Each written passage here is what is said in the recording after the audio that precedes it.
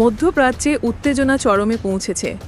Israel ও ইরানের মধ্যে চলমান পাল্টাপাল্টি হামলায় দুই দেশেই বেড়েছে বেসামরিক প্রাণহানির সংখ্যা। সর্বশেষ ঘটনায় ইসরায়েল ইরানের রাষ্ট্রীয় টেলিভিশন ভবনে হামলা চালায় সরাসরি সম্প্রচারের সময়।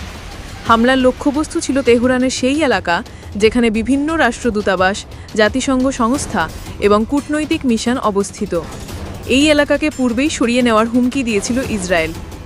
ইরানের পশ্চিম ও পূর্বাঞ্চল জুড়ে একাধিক হামলায় ক্ষতিগ্রস্ত হয়েছে অবকাঠামো।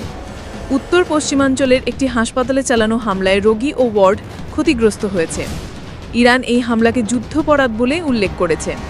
সোমবার ভোররাতে আবারও নতুন করে ক্ষেপণাস্ত্র ছুড়েছে ইসরায়েল। তেহরানে সক্রিয় হয়ে ওঠে আকাশ প্রতিরক্ষা ব্যবস্থা। এখন পর্যন্ত ইসরায়েলি হামলায় অন্তত 228 জন ইরানি নিহত হয়েছেন এবং আরও 1200 জনের বেশি আহত হয়েছেন বলে জানিয়েছে ইরান। নিহতদের মধ্যে প্রায় 70 জন নারী ও শিশু রয়েছে।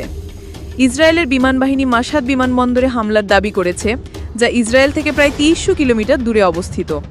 এটিকে শুক্রবার থেকে শুরু হওয়া হামলাগুলোর মধ্যে সবচেয়ে দীর্ঘ পথে চালানো হামলা হিসেবে দেখা হচ্ছে।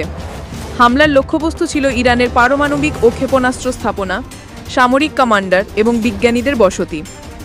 সর্বশেষ 24 ঘণ্টায় ইসলামিক রেভলিউশনারি গার্ড কর্পসের গোয়েন্দা প্রধান মোহাম্মদ কাজমি এবং তার ডেপুটি হাসান মাইক নিহত হয়েছেন।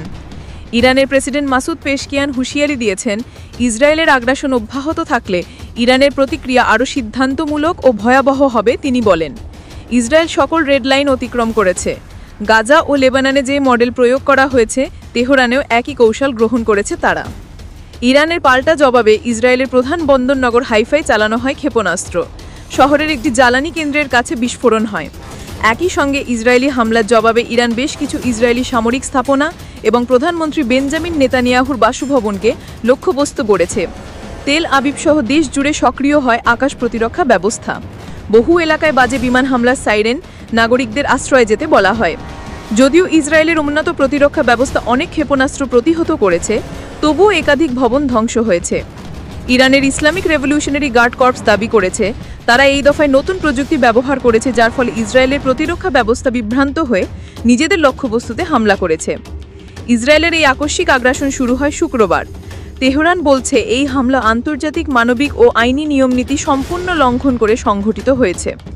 বিশ্লেষকরা বলছেন, দুই দেশের মধ্যে উত্তেজনা শেষ কোথায় তা কেউ নিশ্চিতভাবে বলতে পারছেন না। কেউ কেউ বলছেন এটি শাসন পরিবর্তনের কৌশল, কেউ বলছেন পারমাণবিক কর্মসূচি ধর করার প্রচেষ্টা। তবে স্পষ্ট একটি বিষয়, এই সংঘাতের কারণে দুই দেশের সাধারণ মানুষকেই দিতে হচ্ছে সবচেয়ে বড় মাশুল।